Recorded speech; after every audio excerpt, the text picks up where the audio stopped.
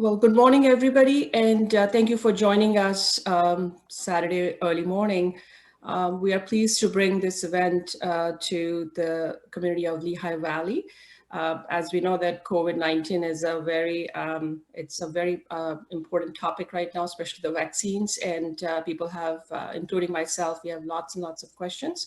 So I would like to thank IAALV, Indian American Association of Lehigh Valley, and AAPI, American Association of Physicians of Indian Origin, and this is the Lehigh Valley chapter, to put this event together. And we have two very eminent panelists and speakers, the infectious diseases experts from our community. So I would like to introduce Dr. Daniel and Dr. Gurunathan. Before I start, I just want to request people on the Zoom platform that could you please mute your phones, and if you have any questions, you're most welcome to put them in the chat box, and we will be keeping an eye on your questions as well. So with all this, Krupa, do you want to go ahead?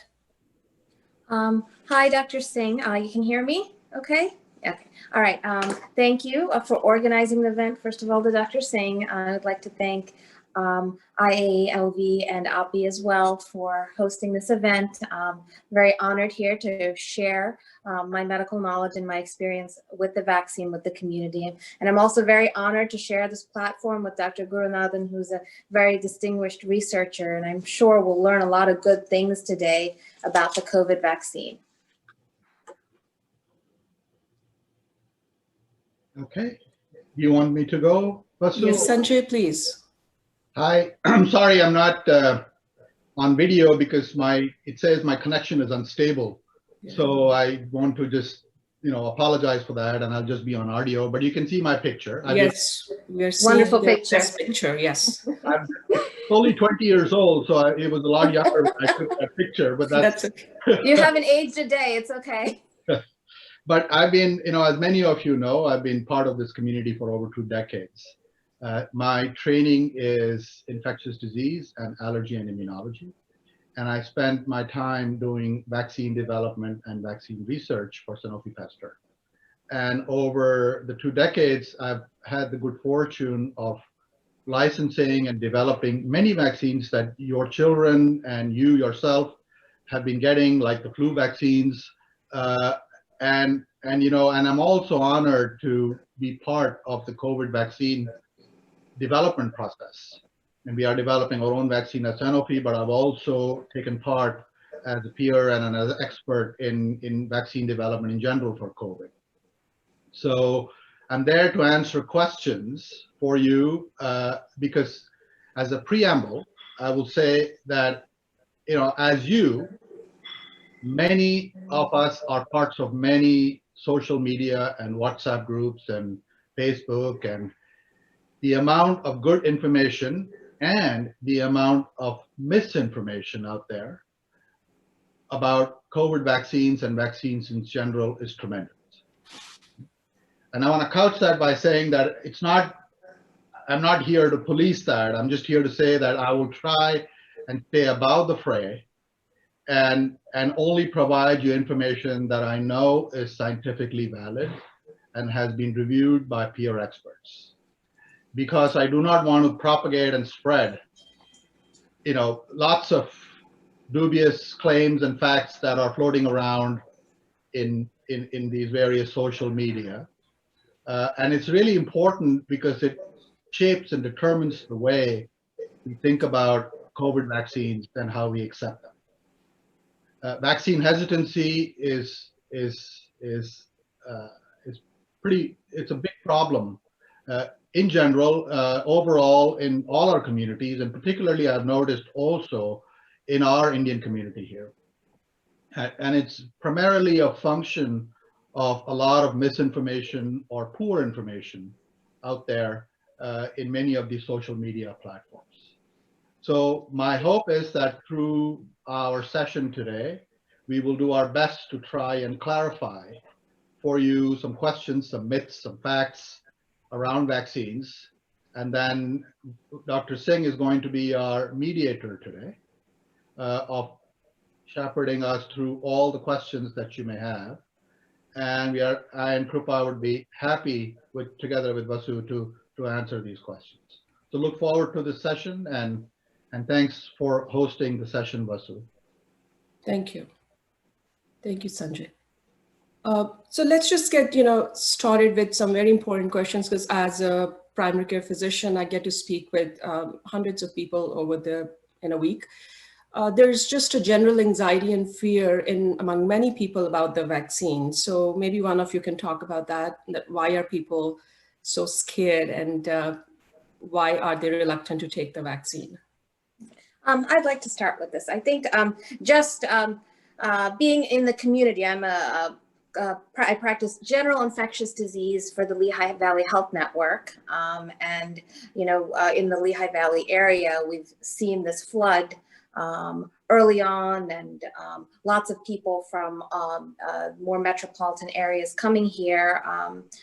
So we've been dealing with clinical disease, and now with the vaccine coming out, we're also seeing a certain level of fear.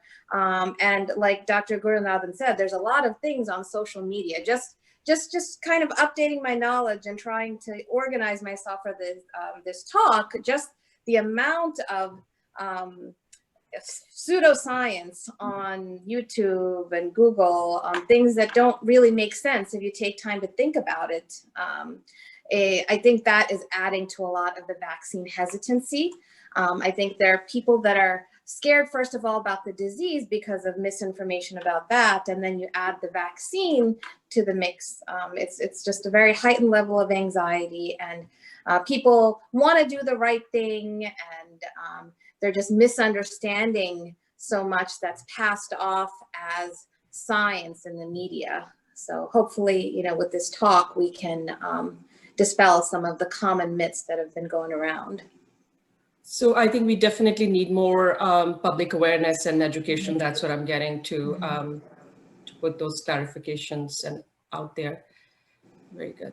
And, Sanjay, let me just get to you. What are the different kinds of vaccines that we are using currently, and what other vaccines are in the pipeline? Can you talk a little bit about that? So in the United States, I think the United States government started an initiative called Operation Warp Speed that was initiated under the Trump administration. And what they did was they invested heavily to try and accelerate the development of COVID vaccines. To date, we have 2 vaccines that have been what I call emergency use authorized, EUA, and we'll talk a little more about what that means. We have one more, the Johnson & Johnson vaccine, that is imminently it's in the process of being reviewed for an EUA. We have some promising data from other companies like Novavax, which will likely be available over the next couple of months. And together, I think over the next 3 or 4 months, the United States is probably going to have 4 or 5 authorized vaccines that are available. So these vaccines come in 3 types of platforms in general. There are many more, but the lead candidates come in 3 types of platforms. The first platform is called an mRNA platform.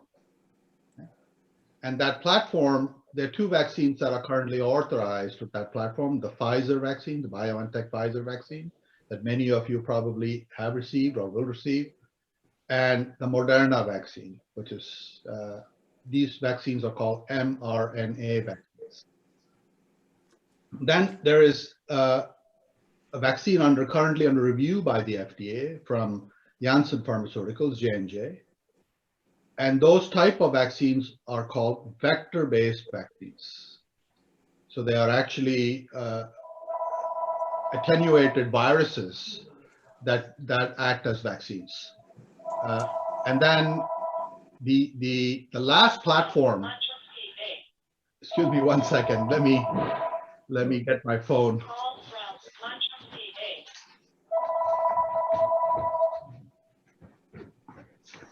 sorry, the last platform is called Novavax, or protein platforms, where those are more traditionally like the flu vaccines that you've been taking over the years, where you take a portion of the virus and then you purify it, you engineer it, and then you give it to people.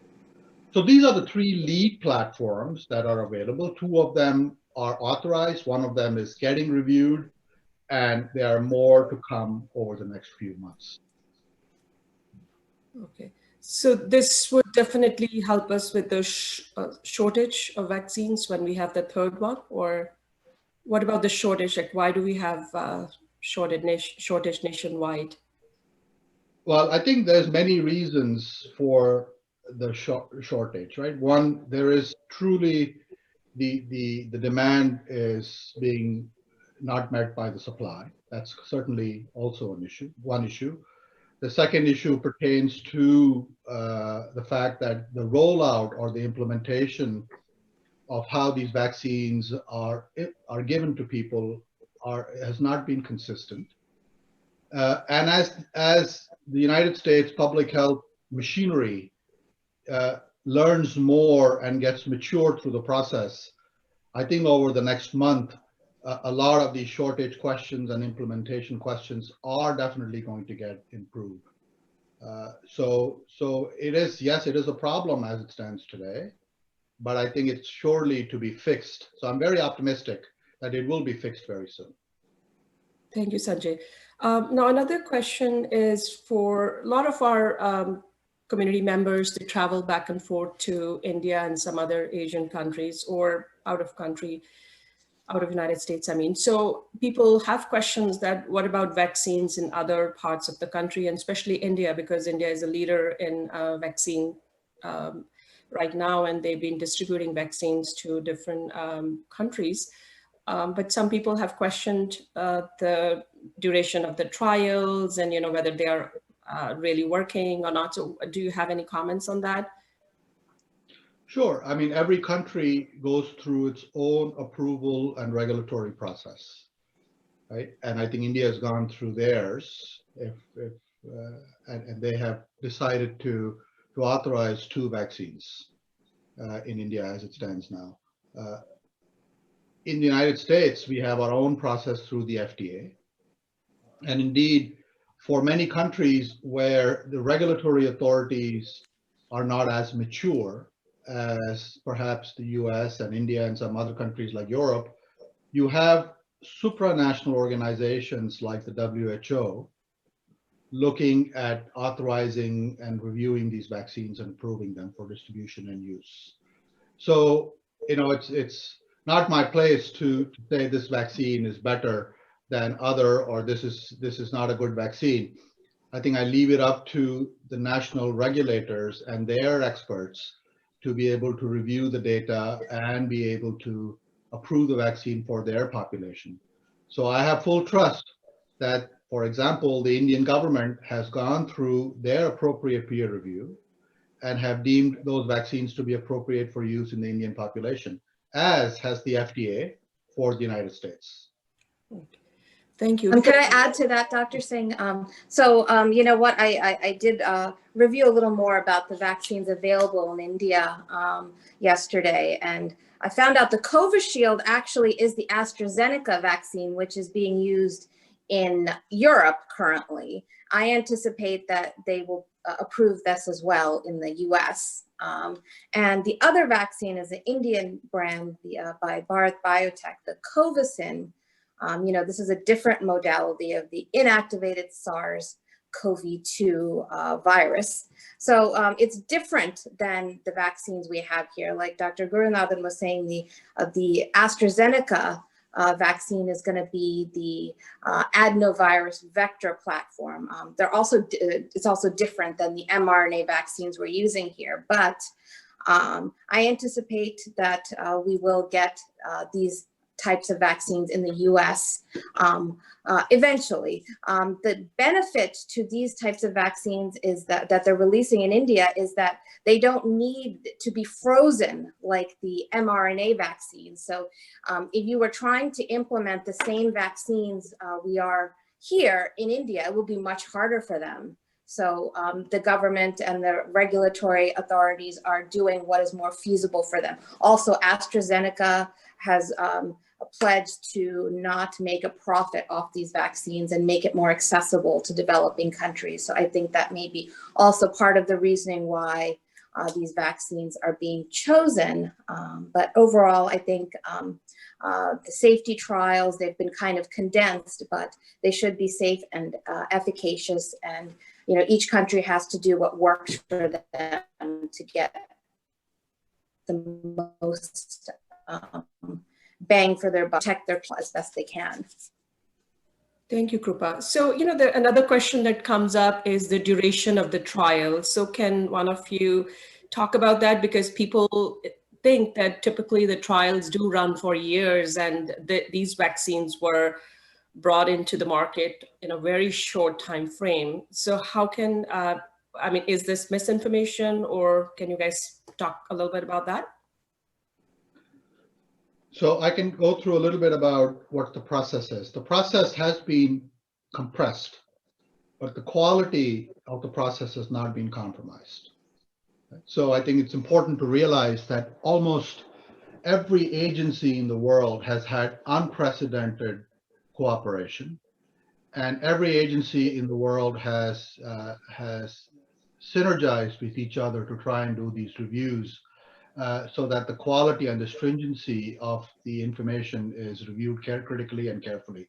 So I have full confidence that this process has been very rigorous, and the safety data and the efficacy data that has been reviewed, at least by the FDA, I know for a fact, has been really top notch.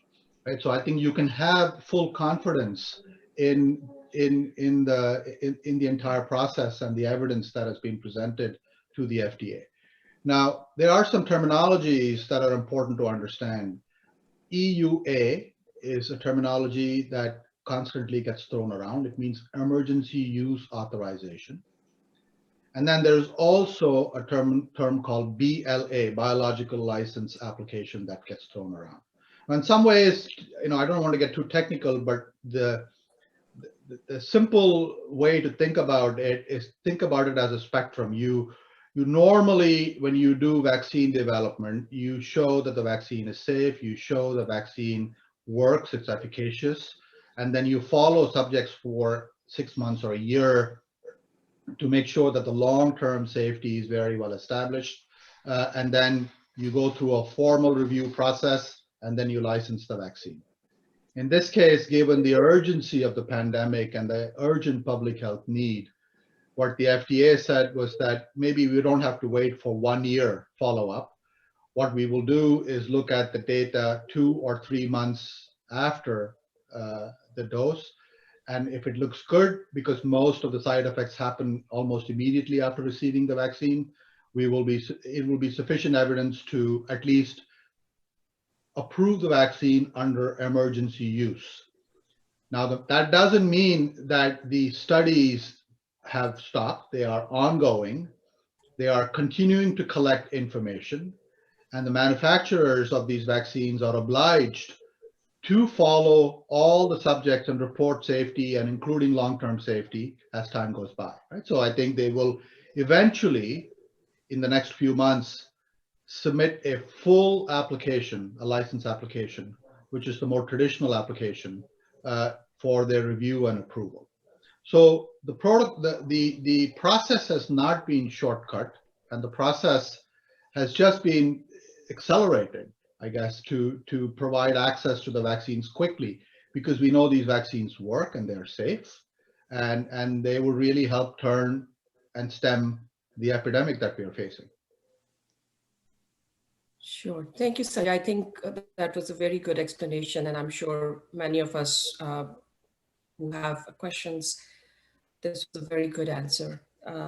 So, Krupa, let's just talk about the dosing of the vaccines and the time frame between the two vaccines, and some side effects, the common side effects that we see. Do you want to just quickly go over? Sure. Okay. So in the United States, we have the emergency use authorization for the Pfizer and the Moderna vaccines. These are 2 doses given about 3 weeks apart each. There's a little 3 or 4 day room to go forward or backwards. We know that from the phase 3 clinical trials for both these vaccines that you get over 90% protection against clinical disease and severe COVID-19.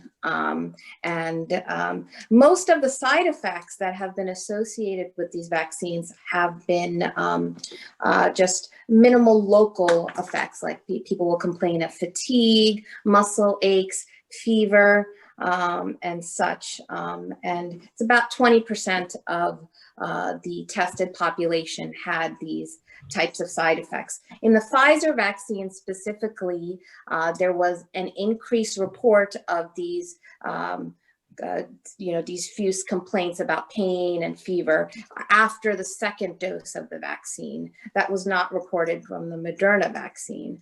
But mostly, it's just going to be minimal muscle aches, fatigue, and maybe fever. And these side effects are, they're actually a good thing, because what the vaccine is doing, it is kind of revving up your immune system. So it's kind of like personal training for your immune system. The cells are getting ready to, if they actually come in contact with the COVID vaccine, to, put on their defenses. So it may be uncomfortable, but it is also a good sign in the fact that your immune system will be prepared if it did meet the actual virus. So for those who don't get any side effects or any reactions, does that mean their immune system didn't respond well? Well, not necessarily. So we know that the COVID-19 virus can cause severe disease and death in certain vulnerable populations, but most people that come into contact with the virus will be minimally symptomatic or asymptomatic because their immune system is working and keeping things in check. It doesn't just because you don't feel it doesn't mean it doesn't work. But the feeling of it working is also, it's supposed to happen, because, we all our bodies are different and our symptoms are going to be different, but these mild reactions, they're not necessarily a bad thing either.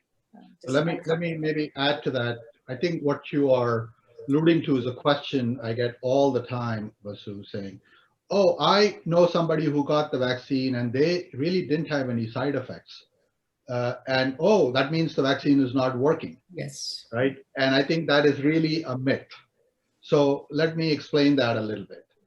So all of us, so it's true that the side effects that we see generally, the one that Krupa just described, the local side effects, the pain, the fever, the fatigue, the malaise, are all probably your immune system reacting to the vaccine. It's a good thing. But not every person's immune system reacts to the vaccine in the same way. Some people's immune system is a little more hyperactive, some people not. And so everybody gets a different reaction to the vaccine. Correct. When you look at the evidence, whether you get a side effect or you don't get a side effect, the vaccine works equally well in everybody. Over 95% of the people are protected against severe COVID once you get the vaccine, irrespective of whether you take the vaccine or not. Whether you get the side effect or not. Not. The second point is that a lot of misinformation is out there saying, oh, if I take Tylenol or if I take Motrin to try and control the symptoms, which is what is typically prescribed, right, or told, then it diminishes the effectiveness of the vaccine, and that is absolutely not true.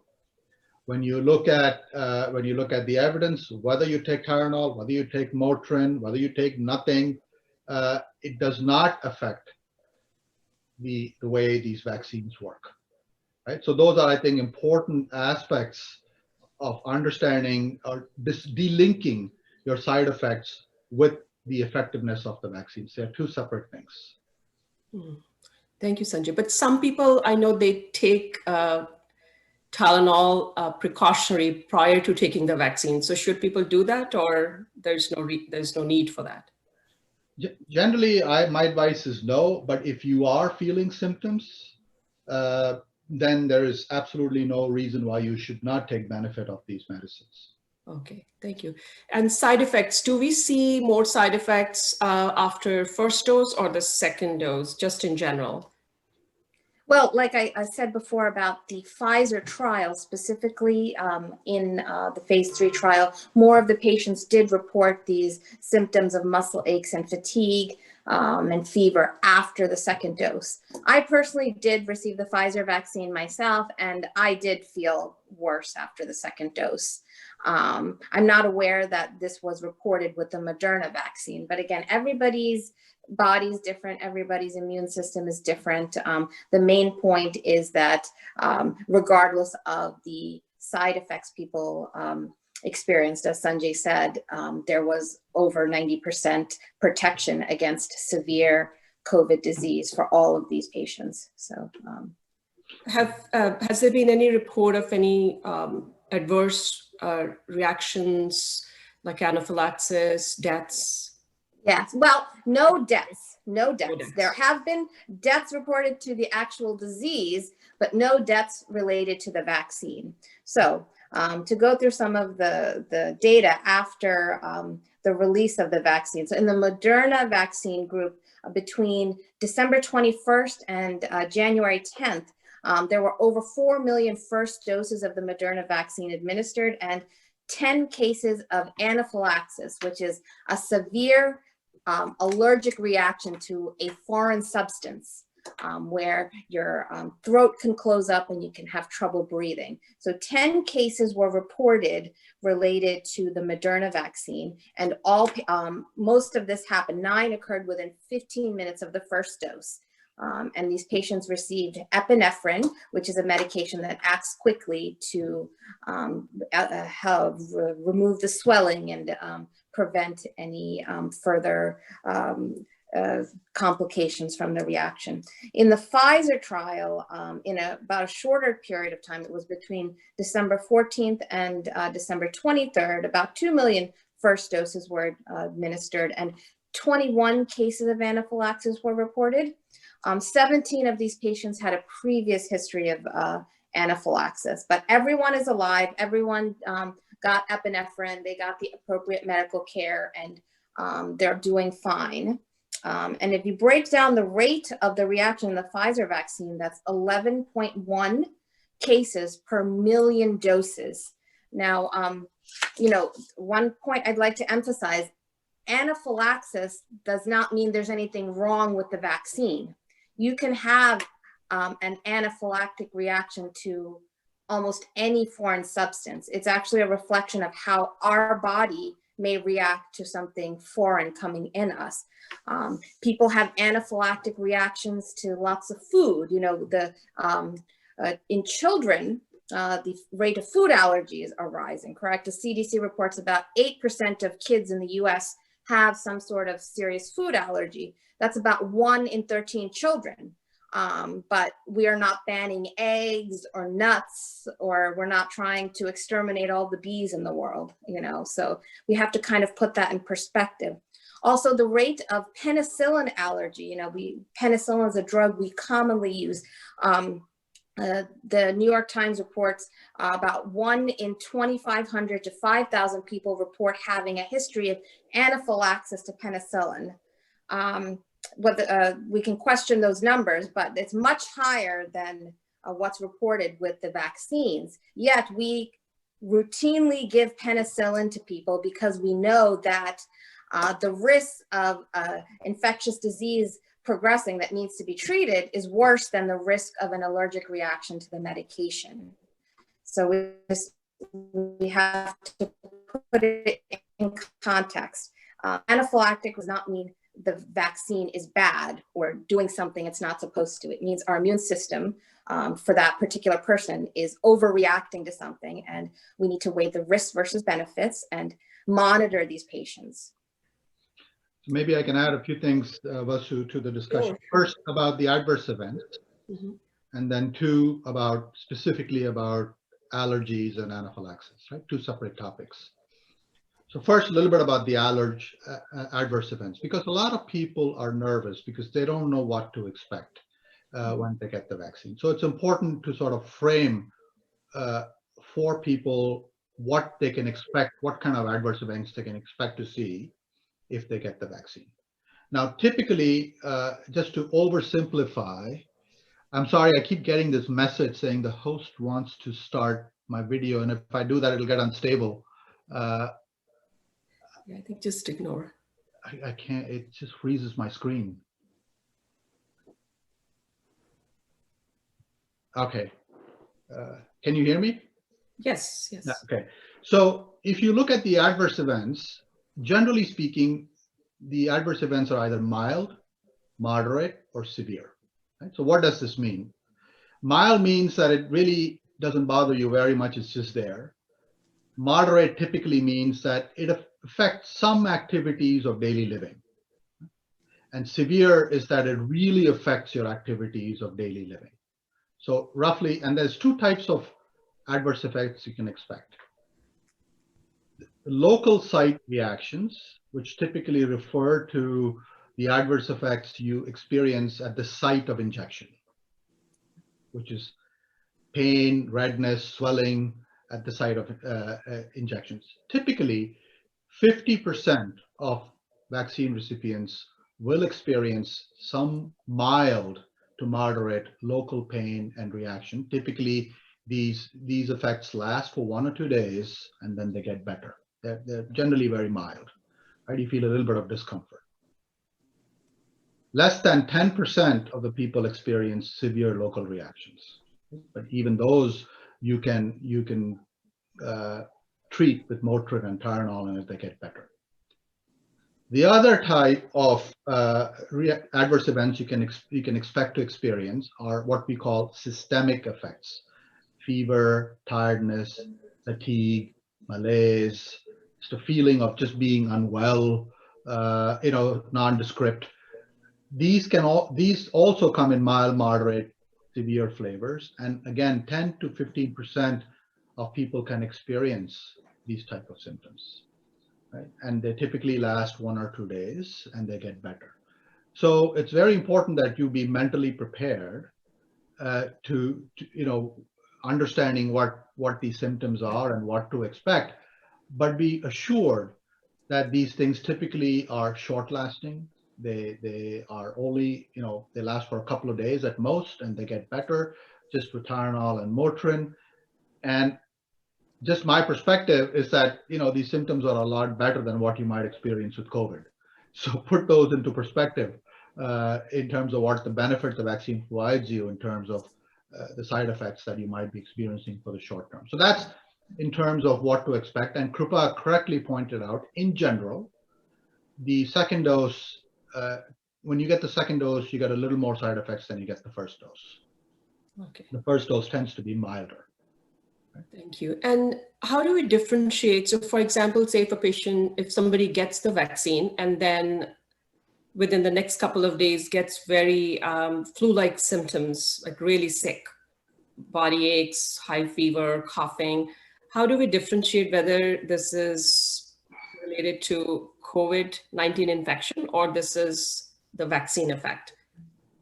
Very hard clinically, and I think I would advise you that, rather than making a general statement, it's best for you to call your physician so that the physician can make the assessment. Typically, the only way to do it would be to actually test for COVID and be able to show that you're not infected or you're infected with COVID. But there is, in some people, a lot of symptom overlap. And you do get fever, you do get tiredness, you do get some of the side effects that can mimic COVID, right? So yeah, it is sometimes hard, and people often are confused whether they got COVID or whether they got the vaccine. but almost always the vaccine side effects will get better in 24 to 48 hours. Okay. I think also here is an important time to highlight why it's important that even after you get the vaccine, it's still very important to continue masking and social distancing because we do know that the vaccine protects against severe disease in over a 90% efficacy in terms of preventing severe disease, but we haven't studied as well its effect on transmissibility.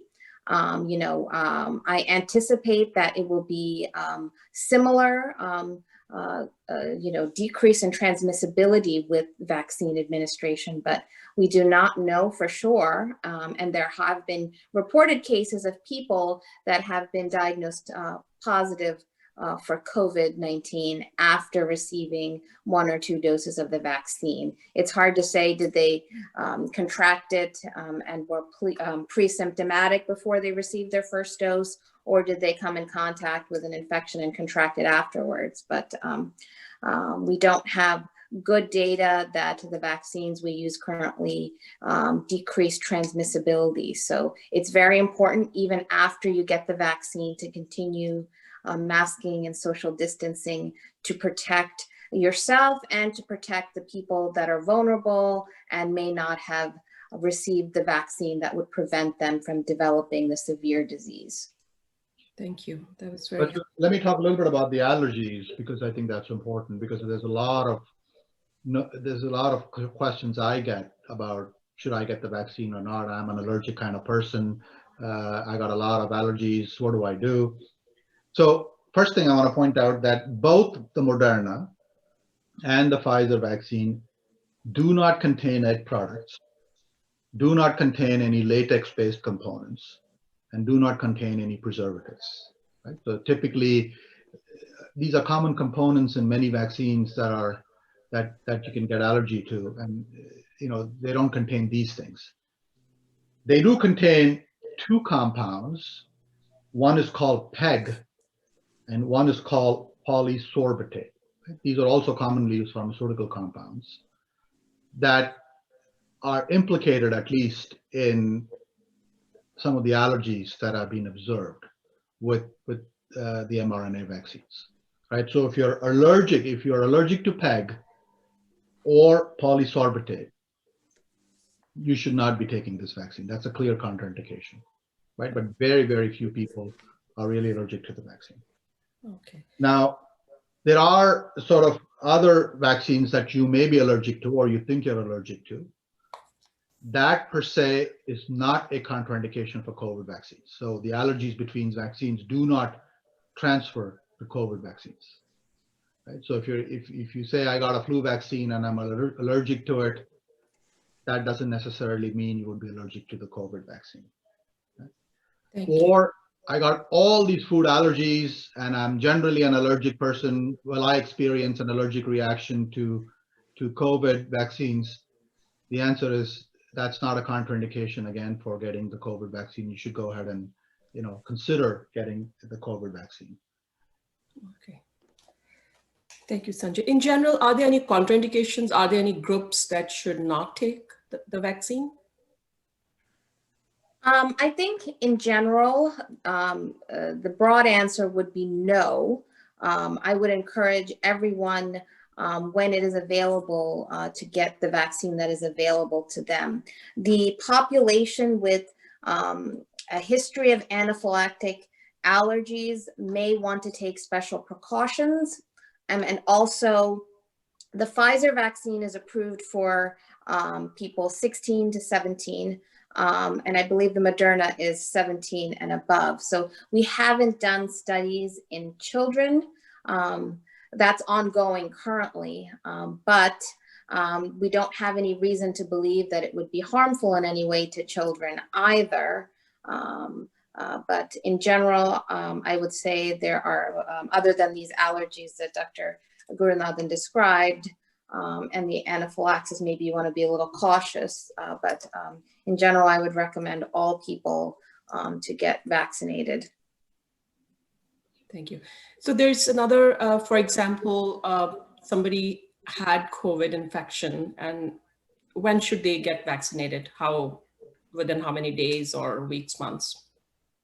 So the CDC is recommending now that if you've had documented COVID infection, that it's unlikely that within a 90-day period that you would get reinfected. So as the supplies are not as robust as we would like them to be right now, maybe we should let people that have no history of recent infection get their doses first for the protection. But having had COVID previously is not a contraindication for getting the vaccine, because we don't really know if the disease or the vaccine offers better protection. They did some studies of antibody testing in the trials, and in some cases, the people with the vaccine actually had higher levels of antibodies compared to people who had natural disease. And we do see varying rates of protection based on the vaccine versus the disease in other types of vaccination situations. So if you had COVID before, and it was 90 days before you're allotted the vaccine, then you should definitely get it. And depending on the supply, maybe it won't be a question in the future. As soon as you are out of the transmissibility window, about 10 days after the acute infection, then you should be good to get a vaccine. Thank you. So there was a question. Vasu, what do we know about natural immunity? We know natural immunity is very good. If you recover from COVID, you're likely protected from COVID. But what we don't know yet is how long does it last, right? And how long is it good for? So that's why most authorities believe that it's at least probably good for 3 months. But if you are beyond 3 months, we are not really sure, and you should take the vaccine. That's the first point. The second point is there are reports, and I'm sure you've all read them, that you can get reinfected with COVID, right? Whether it's a new strain or a new variant. And for those reasons, if you're 30 days and beyond your COVID infection, it is recommended that you take the vaccine if you fall within the age category right now or the CDC criteria for getting the vaccine. Thank you. Thank you. So there was a question from, there's a question on the Facebook Live. Is there any data on the duration of efficacy for the vaccine? Is this a first-time shot and then we are done, or it would be a yearly shot similar to the flu vaccines? The truthful answer is we don't know. What we know today is that the protection, at least the evidence I've seen so far, up to 4 months looks good. That's the level of follow-up we have from the Moderna and from the Pfizer studies, which were done in the fall last year. And as time goes by, we will get more and more information on how long these vaccines afford protection and efficacy. That's point number one. Point number two, just like flu, just like influenza, we are getting new variants that are getting introduced into the population. And there is some suggestion that these new variants might diminish the effectiveness of the vaccine by a little bit. So whether we get more and severe variants that get introduced over the next 6 or 7 months, what happens to the efficacy of these vaccines, whether COVID is going to evolve into something similar to influenza, where you get frequent strain changes and frequent yearly vaccinations, we don't know the answer to that. Right? But the goal right now, the public health goal, is to vaccinate as many vulnerable people as you can to prevent people from suffering and dying from COVID. And as the situation evolves, as we learn more, we will accordingly adjust and our vaccination policy accordingly. Thank you. Post-COVID syndrome, can one of you take that question and just talk a little bit about it? What are we seeing? And okay, Dr. Singh, I can take that question. There are case reports of people taking a long time to recover after the initial COVID infection. I've seen a few patients in my clinical setting as well, even after weeks of the initial diagnosis, they just feel short of breath, or they will check, they have those home pulse ox machines and they just have low numbers. In the general clinical setting, we're not the best equipped to evaluate and study these types of symptoms, but there have been published reports of people forming scar tissue in the lungs that make it difficult for the lungs to expand. And so you hear these anecdotal stories of marathon runners. They're just not able to keep up like they used to. And there have been studies where people have done MRIs of the heart and see structural changes around the infectious period. And then also we know that the neurologic system is also affected. That's why we have these alteration in taste and smell sometimes as symptoms. So there are people that report these symptoms in a prolonged time period. I don't think we have enough information about the mechanism of how these happen or what we can do for these patients that have long-term consequences. I would like to emphasize that this is a very small portion of people that get infected that report these types of symptoms. And I think this is also a case why we should focus heavily on the vaccination, because the risk of vaccination is far minimal to risk of death from acute infection and any long-term complications that may arise from COVID. thank you. Because I am seeing a lot of different, there's a variety of symptoms that people have after their infections, and fatigue is one of them. Mm-hmm. And sometimes it's lingering fatigue. People are on to week 16, but they're still complaining of severe fatigue. Yes, and few people I decided to check their B12s and their ferritin levels, and we are seeing that vitamin D, and people are very deficient. Now, I don't know if this is deficiency that has been there from, prior to their infection, or is this caused by COVID? So is there any data on those symptoms? Yeah, I'm not aware of any.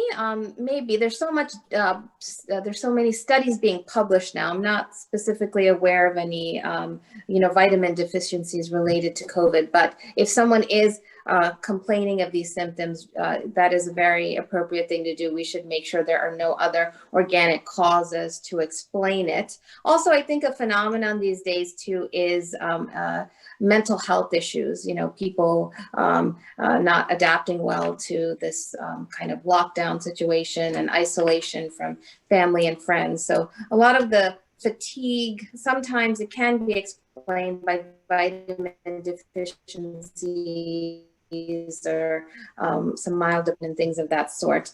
And if there's anything we can do to manage those symptoms, give them vitamin D, give them B12, maybe some behavioral therapy to try to help them cope with the pressures. We can always try those things. I'm not aware of any specific treatment for any post-COVID syndrome.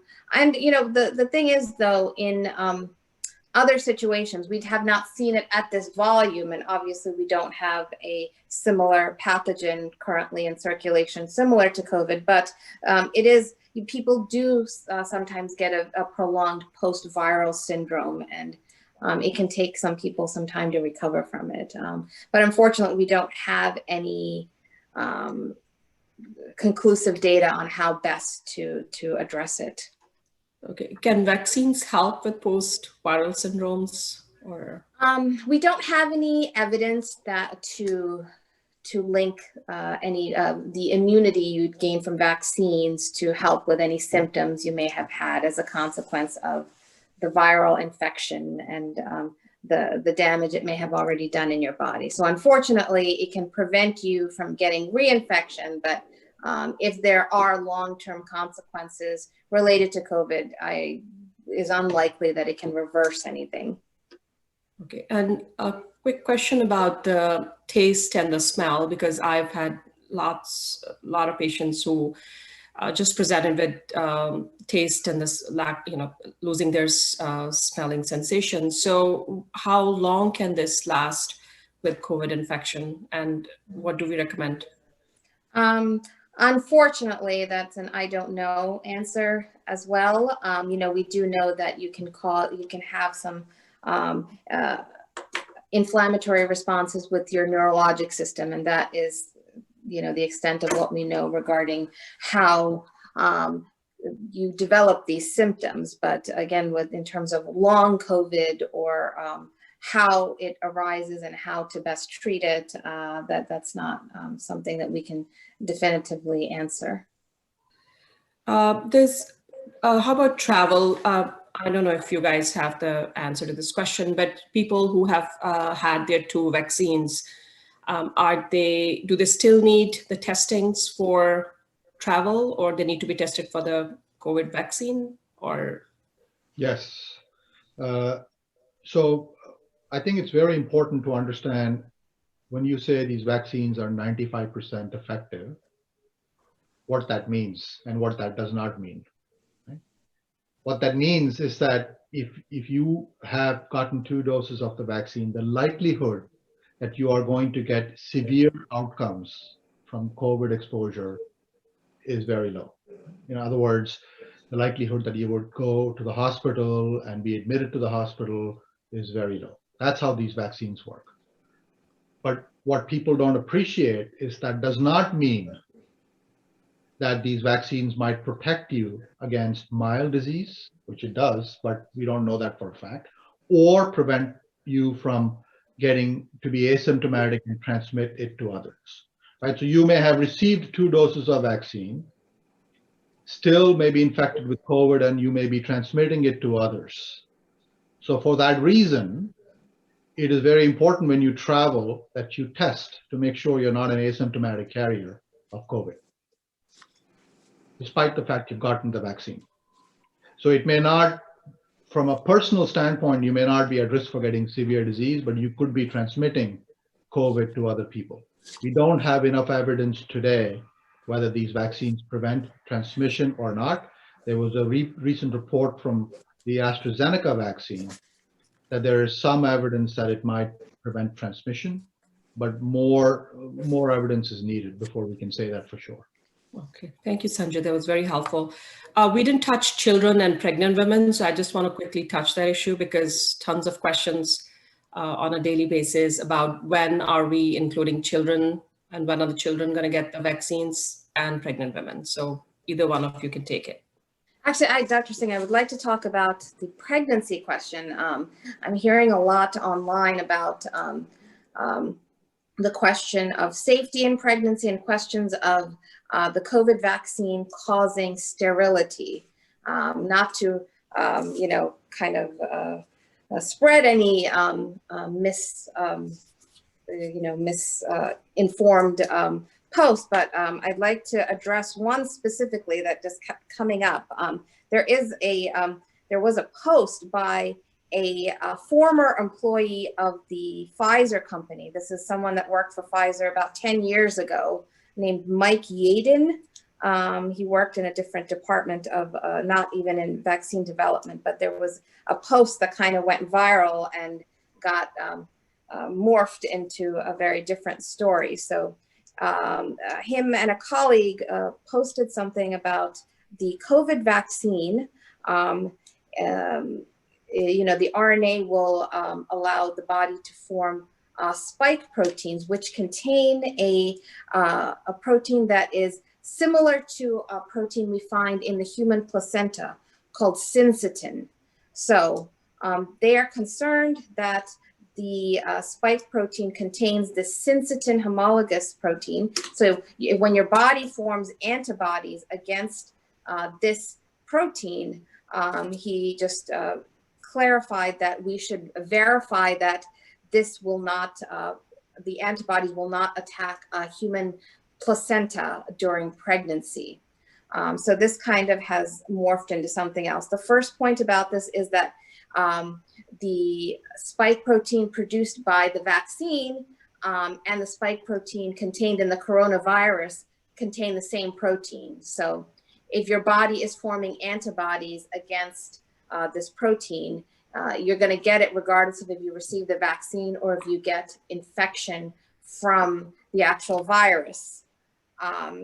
But we have no evidence that this leads to any complications. If the body is attacking this placental protein, it's not going to cause infertility. What it should cause is early miscarriages. And we have 23 patients in the Pfizer trial, even though pregnant patients were screened out, that kind of missed the screening and still they got pregnant after the first dose, or they were tested and in the initial screening. So 23 of these patients received the full, well, 12 of them received the vaccine, 11 were in the placebo group, but all of these pregnancies developed without any complications and they had normal deliveries. So we have no evidence that the COVID vaccine should cause infertility, and we have no evidence that the COVID vaccine should cause miscarriage. Pregnancy is a dangerous time for the mother. In general, it's much safer these days, but there are risks that can happen during pregnancy, and having a viral infection like COVID can put you at increased risk for things like blood clots and pneumonia and things. But we have no evidence that the vaccine causes any harm to pregnant women. I'm sorry, what was the rest of the question? Children. So children, yes, children. There are some kids who are very sick. I mean, they do have. So when are they going to be on the list? Yes. So the limiting issue here is that in the trials that children were not included initially. Trials for people under 16 years of age are ongoing right now, and I anticipate that that will show good efficacy and a good safety profile like in the adults. But when we do not have the data, it's hard for any governing body to just approve it in the pediatric population. In general, children do much better than adults if they actually get COVID. So they are not necessarily the highest risk category. Hopefully we will have the data to back up that it is safe in children as well, because even if they are not as high risk for severe disease as our older folks with immunocompromising conditions, they are still capable of transmitting to their caretakers and in the community in general of vulnerable populations. Thank you, Krupa. Things to add about pregnancy, and I want to be mindful of the exact words that the CDC uses. Right. So the Krupa is absolutely right. There's a paucity of data in pregnant women. 23 subjects is not a lot of data. Mm-hmm. However, every indication seems to suggest that these vaccines don't don't impact pregnancy or pregnancy outcomes in an adverse way, although we don't know that for sure. So the CDC says if you are pregnant, which by itself does pose risks, if you get COVID, you may choose to get the vaccine if you fall within the recommended group for getting the vaccine. Right? So it's your choice. But the evidence is poor, but all the anecdotal evidence seems to suggest that these vaccines don't have an adverse outcome for pregnancy or pregnancy outcomes. Okay, very good. A quick question about say if somebody gets a flu shot today, how long should they wait to get the COVID vaccine? The general recommendation is 14 days. Okay. And how about people who are getting treatment like the antibody treatment, plasma treatment? How long should they wait to get the vaccine? 90 days. 90 days. We don't know the interaction between the antibodies that they're given and your immune response. So Ideally, they should wait 90 days and then receive the vaccine. Antibodies, so let me clarify that. Antibodies for COVID or antibodies in general? No, I'm in general and for COVID. Okay. So that's 90 days, right? Okay. And also, there was a recent report from England that they're recommending people to wait up to 12 weeks after their first vaccine, just keeping the shortage in mind. So do you think that's going to be a situation here in the United States as well, that people will be asked to wait for 12 weeks after their first dose? No, the FDA put out a very clear brief saying, no, we have to stick to what has been shown in clinical trials. Okay. And what has been shown in clinical trials is 21 days for Pfizer and 28 days for Moderna. Okay, very good. So plus minus a few days here or there, as Krupa said. But that's going to be at least a recommendation in the United States. Very good. Thank you so much. So this was really helpful. And I think we are at 11 a.m. And thank you so much, Sanjay and Krupa, for helping us out with this very informative session. This was very needed because we get tons of questions on the vaccines and COVID in general. So this was really good. And I, again, wanted to thank our local health departments, local hospitals, and IAALV and AAPI for putting this event together, because this was very helpful. And I hope that we are able to do more of such community information seminars and sessions in the future. And also would like to thank our Congresswoman Susan Wild's office. I see Fern has been watching the program with us. So Fern, please extend our thanks to Congresswoman Wild for her hard work. And I know she also did a session that was very appreciated by the community. Thank you so much. Thank you, everybody. And stay safe, stay healthy. Thank you, guys. Thank you.